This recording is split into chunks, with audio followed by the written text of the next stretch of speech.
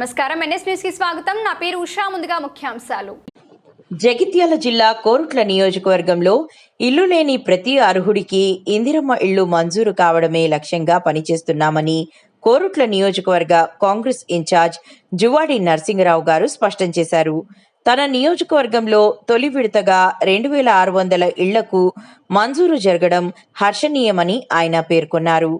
ఈ సందర్భంగా మెట్పల్లి మండలం బడలింగాపూర్, జగ్గాసాగర్, అలాగే ఇబ్రహీంపట్నం మండల కేంద్రంలోని లబ్ధిదారులకు ఇందిరమ్మ ఇళ్ల పట్టాలు పంపిణీ చేశారు.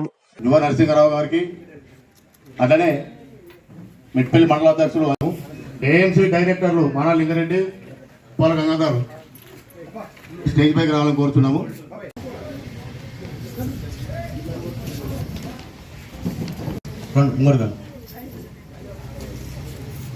చెప్తాను సార్, ఓలం బాజు కూడా వస్తాయి కంపల్సరీ. ఇప్పుడు మాత్రం సారు కూర్చోవాలని లింగారెడ్డి గారికి మన సారు ఏ పదవి లేకున్నా సుఖ రావడం జరిగింది. మనకు ఎలవేళ మనం ఊరు తరఫున ఎప్పుడు మనం సార్ కృతజ్ఞతలు చెప్పుకోవాలి. మరమ్మతుల కోసమని ఈ సార్ మట్కం లక్ష్మి కూర్చోవాలి, మళ్ళీ కూర్చోండి అమ్మా.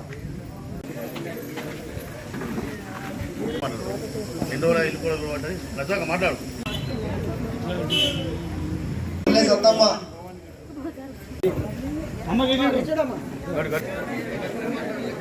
బత్తిని భవాని, దండగుల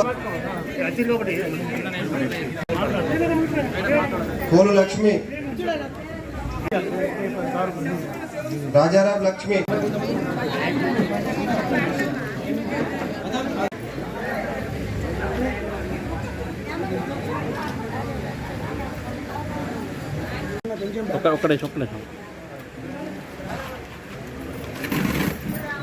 ఈరోజు ఇంద్రమ్మ ఇండ్ల లబ్ధిదారులై పంపకాలు జరగడం జరిగింది.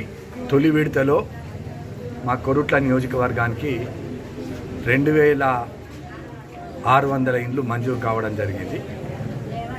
అందులో భాగంగా ఈరోజు పెద్ద గ్రామాలైన బండలింగాపూర్, జగ్గాసాగర్, ఇబ్రాహీంపట్నం ఈ గ్రామాల్లో ఇలా లబ్ధిదారులందరూ కూడా ఇంద్రమ్మ కమిటీ ద్వారా లబ్ధిదారులందరికీ కూడా ఇందిరమ్మ ఇండ్ల మంజూరు పత్రాలు అందజేయడం జరిగింది. చాలామంది మహిళలు ఇండ్లు లేని వాళ్ళందరూ కూడా ఈరోజు అంతా సంతోషం వ్యక్తం చేస్తూ ఉన్నారు.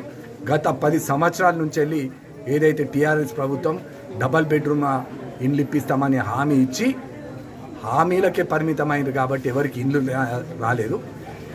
ఇండ్లు లేని నిరుపేదలందరూ కూడా ఇవాళ ప్రతి నిరుపేద కూడా చాలా సంతోషంగా ఉన్నారు కాంగ్రెస్ ప్రభుత్వం మీద.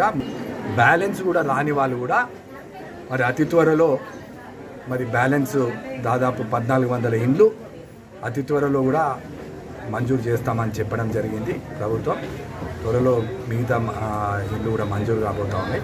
ముఖ్యమంత్రి రేవంత్ రెడ్డి గారు మరి మా హౌసింగ్ శాఖ మాత్యులు రెవెన్యూ మంత్రి పొంగులేటి శ్రీనివాస్ రెడ్డి గారికి మా నియోజకవర్గం ప్రజల పక్షాన నేను వాళ్ళందరికీ కూడా క్యాబినెట్ అందరికీ కూడా ధన్యవాదాలు తెలియజేస్తూ ఉన్నాం.